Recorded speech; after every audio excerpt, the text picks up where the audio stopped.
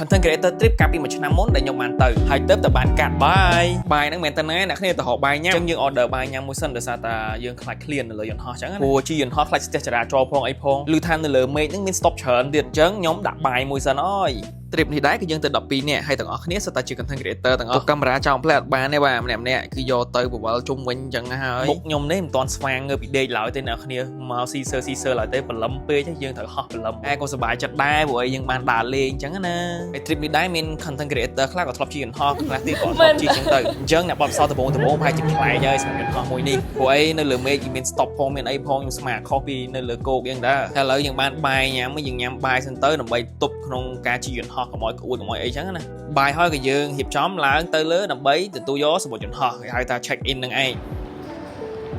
ខ្លាយហាមទូខ្លាយឥឡូវយើងមកដល់ counter គេ check in នេះហើយយើងអាច check in baggage យើងហ្នឹងក៏បាន20គីឡូអញ្ចឹងសម្រាប់ជិះយន្តហោះដំបងអត់ដឹងថាគួរ check in បែបម៉េចអ្នកគ្នាអាចមើលវីដេអូនេះតទៅខ្ញុំនឹងរ៉ាយរ៉ាប់ប្រាប់ពេលដែលអ្នកគ្នាកក់សម្បត្តិយន្តហោះហើយគឺអ្នកគ្នាមានឈ្មោះក្នុង system គេអញ្ចឹងយើងហុច passport ទៅគេ scan តាមឈ្មោះយើងនឹងឯងហើយបានសម្បត្តិយន្តហោះចេញមកតាមកន្លែងគេ counter នឹងឯងតោះមកយើងចូលកន្លែង immigration check in ហើយក៏យើងចូលមកដល់កន្លែង gate នឹងឯងចុះ immigration ខ្ញុំមិនអាចថតឲ្យអ្នកគ្នាមើលបានទេហើយនេះជាលុយដែលយើងដកតាក់បានអ្នកគ្នាយើងយកមកទិញ Starbucks ផឹកមកខ្ញុំណែអត់ចេះទេកាហ្វេបានតែមកឆាដាក់មកជាតិតែម្ដងបាទផឹក Starbucks ហើយផឹកទឹកប្រោកុំប្រផលិតផលខ្មែរនេះកុំប្រផលិតផលខ្មែរកុំប្រផលិតផលបរទេសនៅក្នុងស្រុកខ្មែរលុយចូលខ្មែរយើងទាំងអស់តាអញ្ចឹងបន្ទាប់ពីយើងញ៉ាំកាហ្វេញ៉ាំតែ Starbucks អីហើយអញ្ចឹងយើងដើរទៅ gate យើងដើម្បីចូលយន្តហោះពលានថ្មីនេះធំមែនតើអញ្ចឹងអ្នកគ្នាអាចប្រហែសម៉ោងបានទេតែដើម late បន្តិចគឺ late ហើយដោយសារវាឆ្ងាយមែនតើ gate មួយអត់ដូចនៅពលានចាស់យើងដើរតែមួយផ្លែតដល់ទេនៅពលានថ្មីយើងនេះក៏មានកន្លែង refill ទឹកដែរបើអ្នកគ្នាចង់ saving money អីអ្នកគ្នាអាចមក refill ទឹកមកយកដបទឹកមួយមកដបទឹកហ្នឹងអ្នកគ្នាអាចចាក់ទឹកពេញបានទេព្រោះអីឆ្លងកាត់កន្លែង immigration គេនឹងឲ្យអ្នកគ្នាចាក់ទឹកចោលឬក៏បោះដបទឹកចោលតែម្ដងអញ្ចឹងយើងដកទឹកចេញឲ្យហើយមកចាំយកមក refill នៅក្នុងពលានហ្នឹងក៏បានដែរតើបងនីតានេះមែនតើបាទមិនក៏គាត់ទៅបានដែរលេខ1តែម្ដងហើយនេះយើងធ្វើ style តាម YouTuber ល្បីៗដែលគាត់ធ្វើហ្នឹងហើយនេះជា spin ថ្មជើងនៅពលានតេជោម្នាក់ៗនៅគ្នាដាក់កាមេរ៉ាទុកចោលដើម្បីទៅថតហើយហូតទៅយកកាមេរ៉ាវិញធម្មតាឥឡូវនេះដល់មកយើងដើរទៅ gate ឯអ្នកគ្នាទៅមែនតើនេះលើនេះអត់មានញញ៉ៃទេហើយបើជេនេះវិញបាទទូរស័ព្ទដាក់ណាក៏ថតបានដែរគេមានជើងគេបានជួបគ្នាអ៊ូអមែនតើបាទនេះដល់វគ្គធ្វើ style ទុកកាមេរ៉ាចោលហើយអង្គុយធ្វើនិយាយគ្នាលេងអញ្ចឹងណាយើងធ្វើបែបសំដែងទៅនេះចង់ធ្វើដើរលយដូចគេដែរតែដើរលយសោះតន់ចេះចាប់ប្លង់ដូចគេអ្នកគ្នាតែបើថាយើងមិនរៀនវាអត់ចេះអញ្ចឹងយើងសាកធ្វើសិនទៅហើយចេញលទ្ធផលបែបណាទេចាំយើងគិតតាមហ្នឹងកែតម្រូវតាមក្រោយទៀតអត់ធ្វើបានយើងមានកំហុសហើយតើមានកំហុសបានយើងចេះកែអញ្ចឹងមិនល្អបាទយើងដាក់ឲ្យគ្នាយើងដើរម្ដងម្នាក់យាយអញ្ចឹងតោះយើងធ្វើដំណើរទៅកាន់ flight យើងអស់គ្នាចូលមុនគេ special ខ្លាំងហើយថ្ងៃនោះបានចូល fly មុនគេតែម្ដងអ្នកគ្នាអត់មានអ្នកគេលើ plane ទេហើយបង flight attendant គឺរុះរាយរាក់ទាក់មែនតើបាទគ្នាមើលទៅអ្នកដល់វគ្គវល់ហើយពងសួរក៏អីគ្នាទៅវិញទៅមកហើយ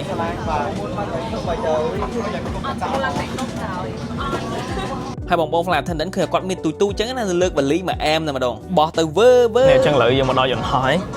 ពងចាំគេ boarding 2ម៉ោងទៀតយើងទៅដល់ម៉ាឡេចាំជួបគ្នានៅម៉ាឡេអស់គ្នា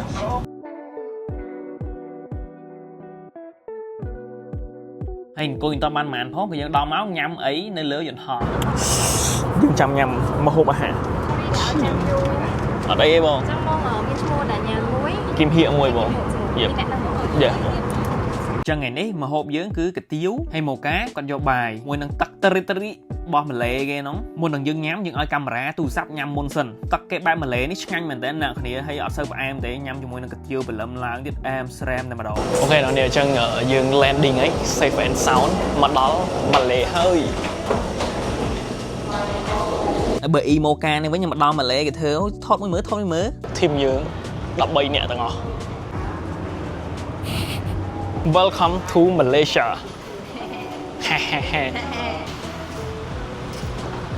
អញ្ចឹងពួកខ្ញុំចេញពីខ្មែរពីផឹកមកចង់មកដល់ម៉ាឡេរៀងលំបាកថ្ងៃដែរហើយម៉ោងបាយហ្នឹងឯងបាទតែហ្មងជួមកដូចកូនសិស្សចុះមកម្នាក់ម្ដងចូលសាលារៀនអញ្ចឹងបាទ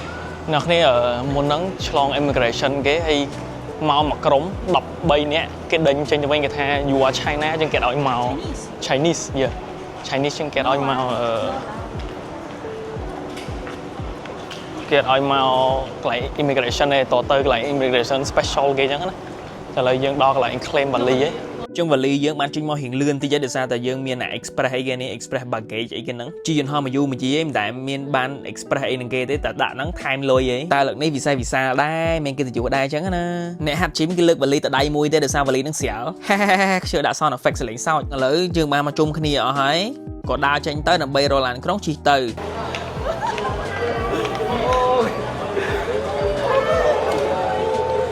ឡានក្រុងនេះ48កៅអីតែជិះតែ10នាក់ទេ10នាក់ជាងនេះជាមួយនឹងកាយនឹងឯងអ្នកគ្នាហើយនៅនេះចម្លែកដែរគេខាន់គេខ្ជិលយើងទៅអង្គុយក្រោយញ៉ៃៗក៏ឲ្យទៅអង្គុយមុខដោយសារគេខ្ជិលសម្អាតអីចឹងមកដល់ភ្លាមក៏យើងជិះទៅតំបន់នេះគឺវិហារចាមដែលធំជាងគេនៅប្រទេសម៉ាឡេស៊ីនឹងឯងនៅនេះស្រីៗគេអត់ឲ្យមានបង្ហាញសក់ទេប្រុសៗអត់ឲ្យពាក់ខោខ្លីទេត្រូវមានអីហុំអញ្ចឹងចូលទៅ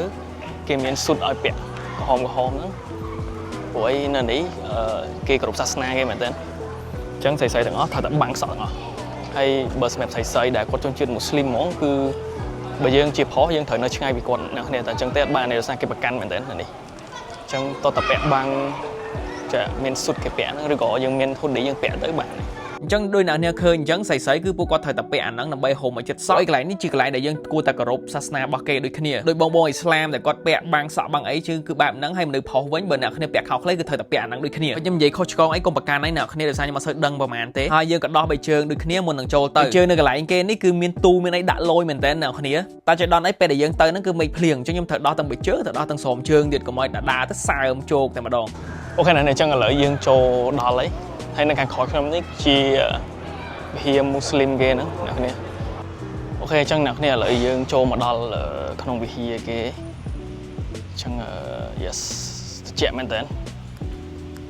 ញ្ចឹងនៅក្នុងហ្នឹងគេមាន restricted area ដែរអ្នកគ្នាមើលដល់លើអ្នកគ្នាខ្ញុំមិនថាអីពាក់អញ្ចឹងដូច wizard ណាអ្នកគ្នាដូចនៅក្នុងរឿង Harry Potter ក៏ Harry Potter ពាក់ពណ៌ខ្មៅហើយនេះគេពាក់ពណ៌ឈាមជ្រូកយ៉ានេះគេពាក់អញ្ចឹងដូចអីគេ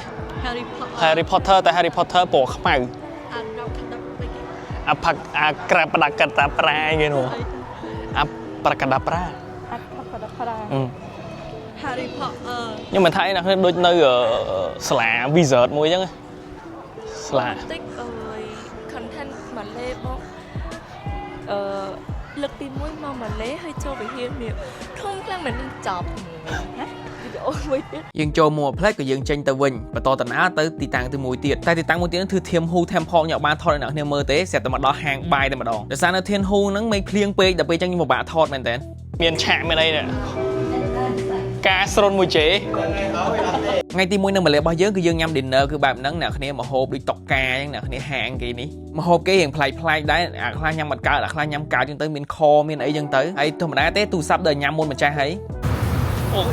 ដីអ្នកគ្នាឥឡូវយើងនាំតារាល្បីស្រុកខ្មែរដើរលេងមកតែអត់ល្បីអត់ស្គាល់ទេល្បីតែមិនគេស្គាល់ទេតែថាល្បីតែមានអ្នកស្គាល់ឥឡូវយើងទៅដើរលេងយប់ឡើងអ្នកគ្នានៅស្រុកនេះជិះលឿនមែនតើវេវទៅហ្មងបើឆ្លងផ្លូវមិនស្រួលដល់ចប់ហើយយើងចាំងឡម្លេះទឹកហ៎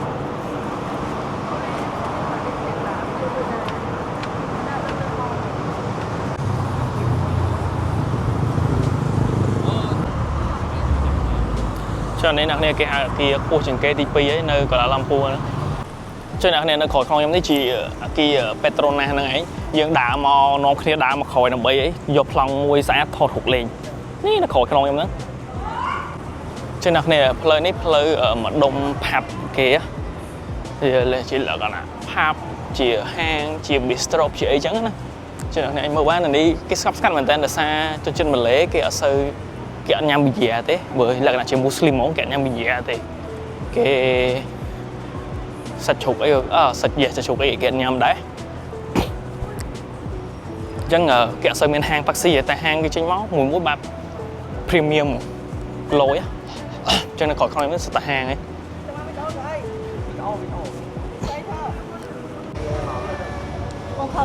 គាត់សាច់មើលឆ្មាអូខេឥឡូវនេះយើងហូប ice cream បាទ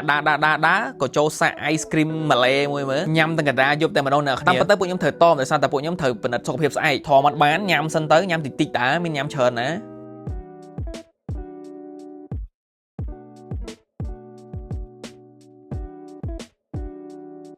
អូ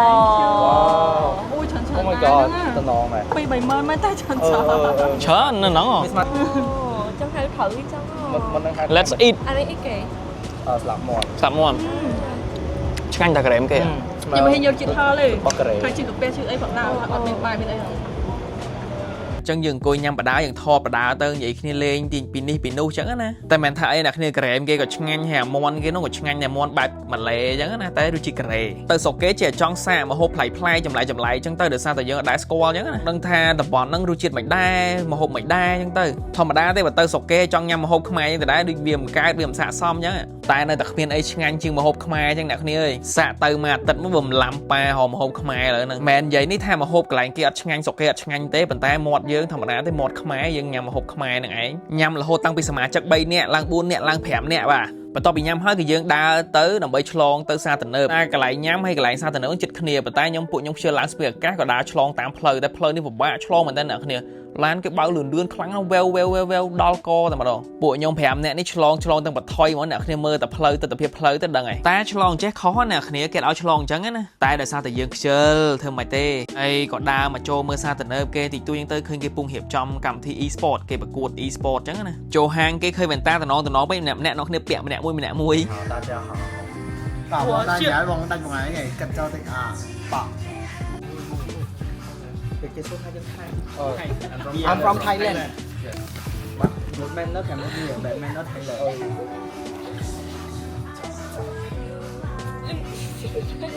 តាមទីអត់ទេ មកខាងណាទេ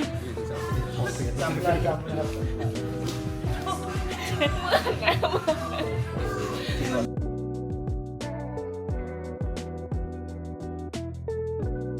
បាទសប្បាយមែនតើបាទហើយនៅនេះលក់របស់ខ្ជូរមែនតើអ្នកគ្នាខ្ញុំឃើញរបស់ចេះអីខ្វាកហ្មងចង់បានតែអត់លុយផងហើយហាងគេឡើងស្ងាត់ជ្រាបអីគ្នាយើងគោគេពេញហាងធ្វើជ្រុះទូរស័ព្ទផងអីផងតែសំណាងដែរយើងចេះទិញគេបានមួយថងខំអីហ្នឹងចេញទៅវិញមិនដឹងយកមកទុកណាទេអ្នកគ្នាអញ្ចឹងបើចូលចិត្តវីដេអូនេះចង់មើលទៀត See you part 2